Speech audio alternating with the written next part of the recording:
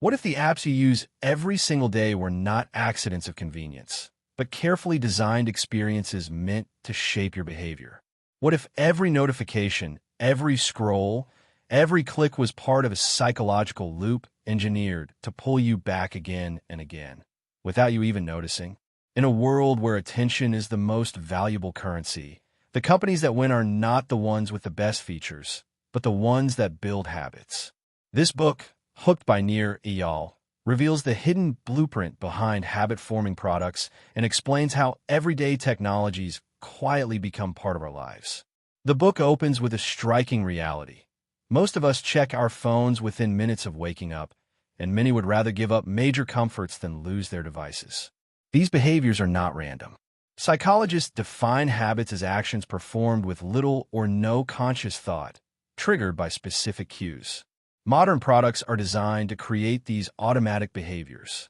For companies, habit formation is no longer optional. It is essential for survival. In a crowded world of infinite distractions, the products that succeed are the ones that become the first solution users think of when a need or emotion arises. Nir Eyal introduces the idea that habits are manufactured, not accidental. By studying psychology, behavioral economics, and real-world product design, he identifies a repeating pattern behind successful habit-forming products.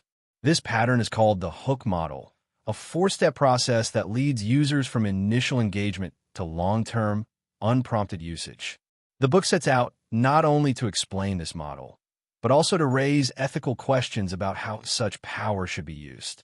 Chapter 1. The Habit Zone. Habits are behaviors we perform automatically, often without realizing we are doing them. Nir Eyal begins this chapter by illustrating how deeply habits are embedded in everyday life. When an action is repeated frequently in a familiar context, the brain gradually stops actively thinking about it and instead places the behavior on autopilot. This allows the mind to conserve energy for more complex decisions. Neuroscientists explain that habits are stored in the basal ganglia, the part of the brain responsible for routine actions, which is why habits can feel effortless and hard to break. Nearly half of our daily actions are guided by habits. We wake up, check our phones, brush our teeth, greet people in familiar ways, and follow routines without conscious deliberation. These automatic behaviors are powerful because they shape how we spend time, attention, and money. For businesses, this psychological reality presents a massive opportunity. Products that successfully form habits no longer need to constantly persuade users to return. Instead, users come back on their own, triggered by routine situations and emotions. Habit-forming products create what the author calls unprompted user engagement. This means users return without needing advertisements, reminders, or promotions. Once a habit is formed, the product becomes the default solution to a specific need. This has several business advantages. First, it increases customer lifetime value because users stay longer and engage more frequently. Second, it gives companies pricing power since habitual users become less sensitive to price changes. Third, it accelerates growth because frequent users are more likely to share the product with others. Finally, it creates a strong competitive moat, making it difficult for competitors to replace an ingrained habit. However, not all products can become habit-forming. Eyal introduces the concept of the habit zone, which depends on two key factors: frequency and perceived utility.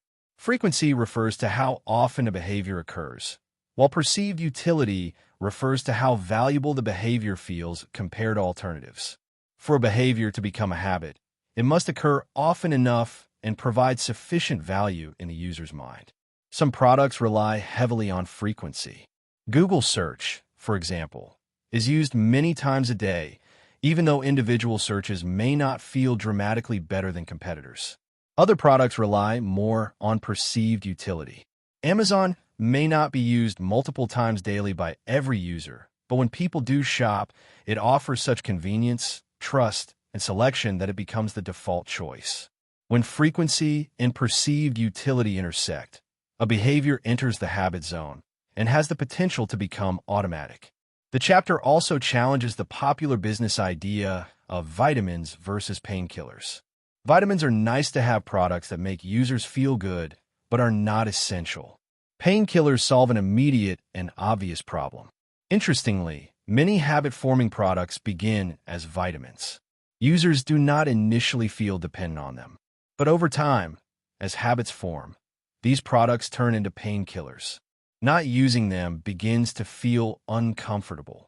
The habit becomes something users rely on to relieve a psychological itch, such as boredom, uncertainty, or loneliness. The key takeaway from this chapter is that habits are not accidental. They follow predictable patterns.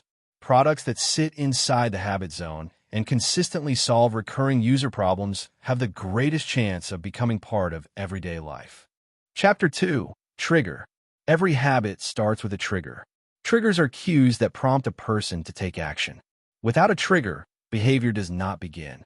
Eyal explains that triggers come in two main forms: external triggers and internal triggers. Understanding the difference between these two is essential to understanding how habits are built. External triggers are signals in the user's environment that tell them what to do next. These include notifications, emails, advertisements, app icons, links, messages from friends, or recommendations in the media. External triggers carry information and a call to action. They clearly instruct the user to click, tap, open, or engage. The author categorizes external triggers into 4 types. Paid triggers include advertising and marketing campaigns that companies pay for. Earned triggers come from media coverage, press mentions, or viral exposure. Relationship triggers occur when friends, family, or colleagues recommend a product. Owned triggers are the most powerful for long-term engagement. These include things like app icons on a phone screen, email subscriptions, and push notifications that occupy space in the user's daily life. While external triggers are effective for initiating behavior, they're not the end goal. Relying forever on paid or earned triggers is expensive and unsustainable. The ultimate goal of a habit-forming product is to transition users from external triggers to internal triggers. Internal triggers are psychological cues that occur inside the user's mind. They're often linked to emotions rather than external events. Feelings such as boredom, loneliness, stress, anxiety, fear, or uncertainty create slight discomfort. This discomfort pushes people to seek relief. When a product becomes associated with relieving that discomfort, it becomes the automatic response. Negative emotions are especially powerful internal triggers. People frequently turn to products not for pleasure alone, but to escape discomfort. A user may open a social media app to relieve boredom, check email to feel important, or search the internet to reduce uncertainty. Over time, the mind learns that a specific product provides relief from a specific emotional itch. To build habit-forming products, creators must deeply understand the emotional pain their users experience. This requires looking beyond what users say they want and observing what they actually do. By repeatedly associating a product with emotional relief, designers can embed the product into users' mental routines, making it a default response to internal triggers. Chapter 3. Action. Once a trigger fires, the next step in the hook model is action. The action is the behavior the user performs in anticipation of a reward. This might be clicking a link, opening an app, scrolling a feed, or tapping a button. Whether or not an action occurs depends on how easy it is to perform and how motivated the user feels. Eyal draws on behavioral psychology to explain that behavior occurs when 3 elements converge: motivation, ability, and a trigger. Even if motivation is high, an action will not occur if the behavior feels difficult. Conversely, if an action is extremely easy, very little motivation is required. Habit-forming products focus heavily on increasing ability by reducing friction. This means simplifying interfaces, minimizing steps, and removing unnecessary choices. One-click purchasing, automatic logins, and infinite scrolling are all examples of reducing effort. The easier the action, the more likely users are to perform it without thinking. The chapter also emphasizes the importance of familiarity. Actions that align with behaviors users already understand are far more effective than those that require learning something new. Tapping, swiping, and scrolling feel natural because users have practiced them repeatedly. When products leverage existing behaviors, they reduce cognitive load and speed up habit formation. Another key idea is reducing choice. Too many options force users to think, evaluate, and hesitate. By guiding users toward a single clear action, products increase the likelihood of engagement. When action feels simple, fast, and obvious, it becomes easier to repeat, and repetition is the foundation of habit. Chapter 4. Variable Reward. After the action comes the reward, but not just any reward. What makes habits stick is variability. Variable rewards create anticipation and desire by introducing uncertainty into the experience. When users do not know exactly what they will get, their brains become more engaged.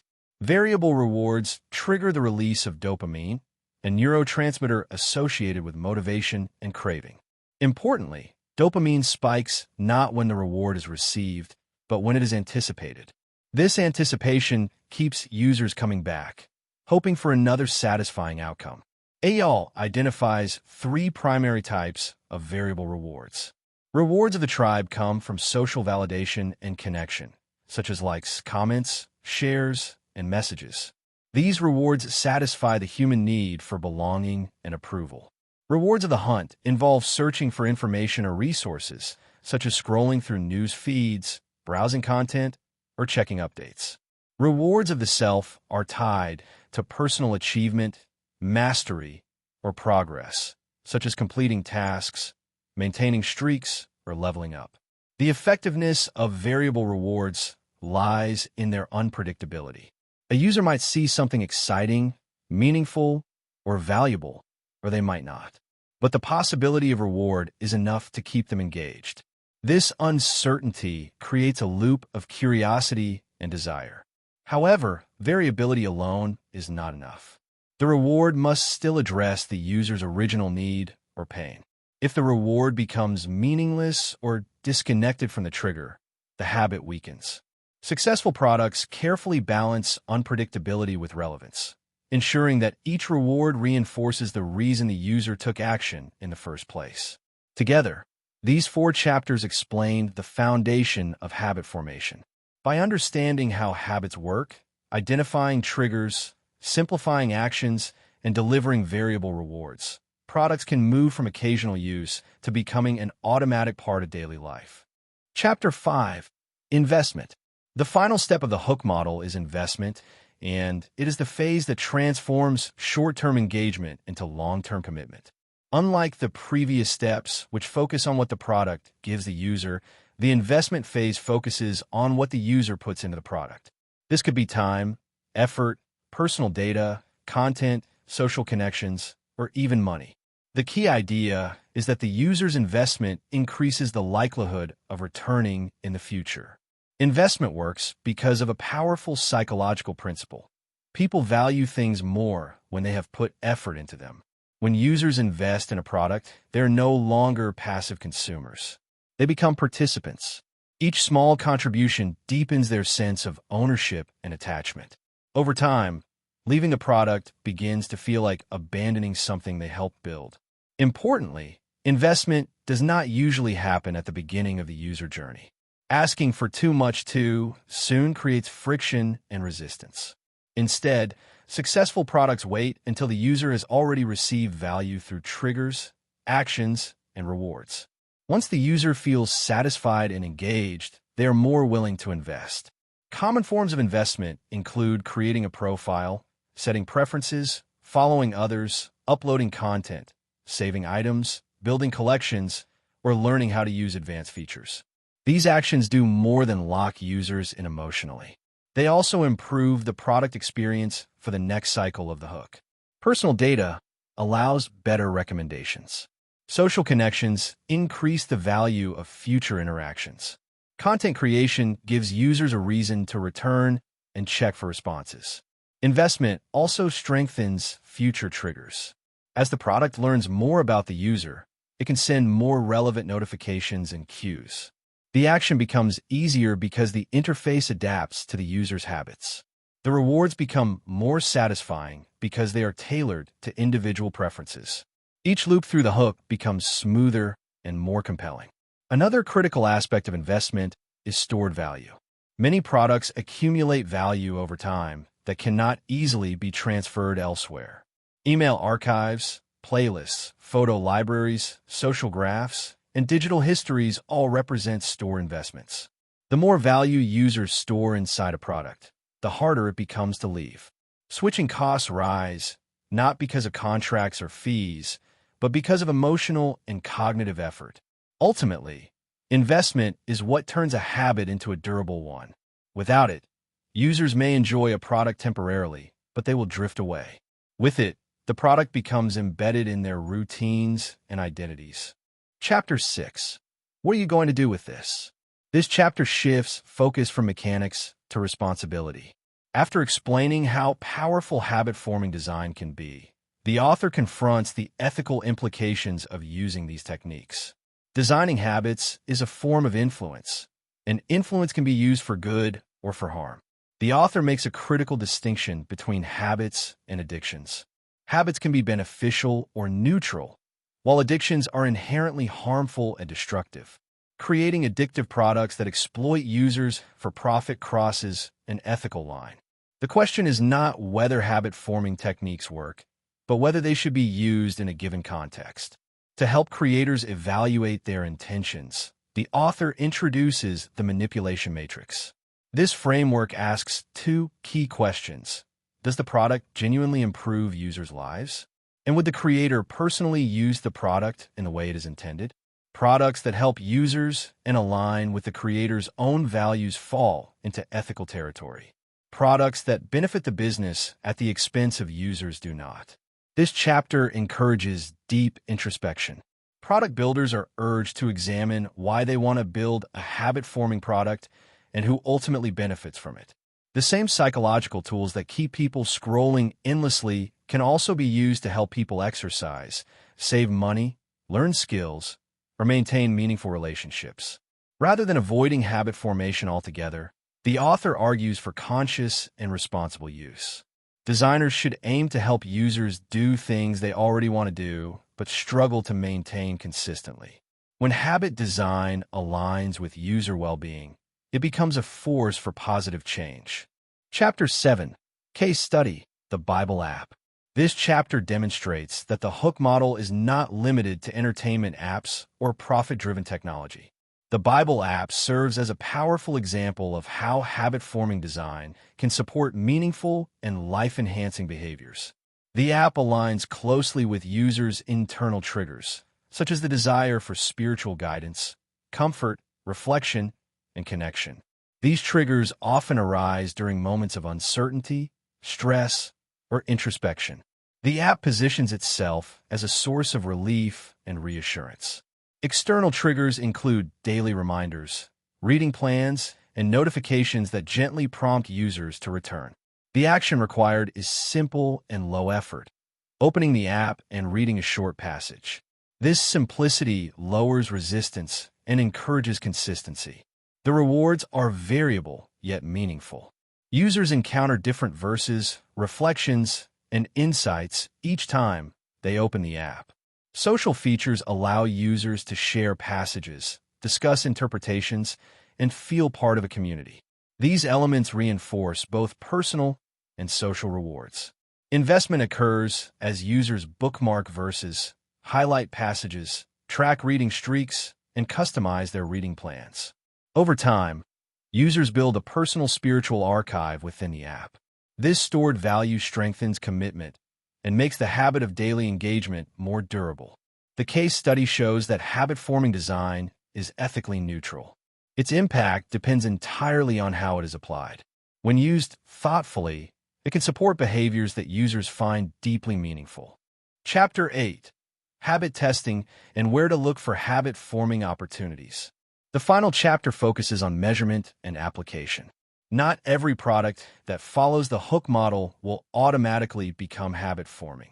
To determine whether habits are actually forming, creators must test and observe real user behavior. Habit testing involves analyzing whether users return to a product frequently and without external prompting. Metrics such as retention rates, daily active usage, and engagement patterns reveal whether a product has moved beyond novelty into routine use. A key signal of habit formation is when users return on their own, driven by internal triggers rather than reminders or promotions. The author also explains where habit-forming opportunities are most likely to exist. The best opportunities arise from frequent user problems paired with emotional pain points. Products that solve recurring frustrations or anxieties and fit naturally into daily routines have the highest chance of success. Creators are encouraged to study existing user behaviors rather than invent entirely new ones. Building on familiar routines reduces friction and accelerates adoption. Observing how people already solve problems, often imperfectly, reveals gaps where better habit-forming solutions can emerge. The chapter concludes by reinforcing the idea that habit formation is not about manipulation for its own sake. It is about aligning product design with genuine human needs. When products consistently deliver value, reduce pain, and respect users, habits form naturally and sustainably. Hooked reveals that habit-forming products are not accidents. They're designed through a deliberate process. By guiding users through triggers, actions, variable rewards, and investment, companies can create experiences that become part of everyday life. However, with this power comes responsibility. The ultimate lesson of the book is not just how to build habits, but how to build them ethically, ensuring that the habits we create genuinely improve the lives of the people who adopt them.